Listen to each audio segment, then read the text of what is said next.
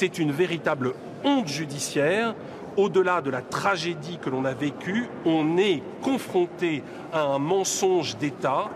Colère et stupéfaction des avocats des parties civiles. En cause, les révélations de l'ancien patron des renseignements intérieurs toulousains. À la barre, l'homme a décrit les couacs de l'enquête, les erreurs d'appréciation des services parisiens qui l'ont tenu à l'écart, lui et ses hommes.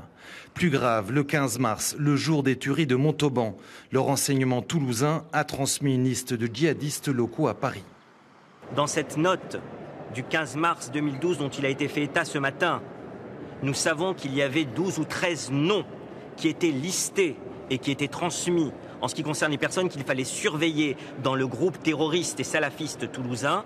Nous savons, puisque cela a été dit, qu'il y avait le nom de Mohamed Merah. Mais à Paris, la Direction nationale du renseignement intérieur néglige la liste. Elle penche alors pour la piste de l'extrême droite. Une erreur aux lourdes conséquences pour les parties civiles.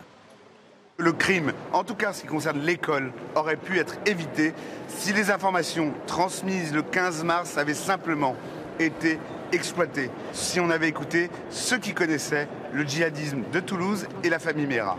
Pour les parties civiles, il reste encore de nombreuses zones d'ombre dans cette affaire. Certaines notes sont toujours classées. Les avocats demandent que l'État joue enfin la transparence. Nous demandons d'ores et déjà au président de la République qu'il puisse faire toute la lumière sur ces notes qui ont été cachées à la justice.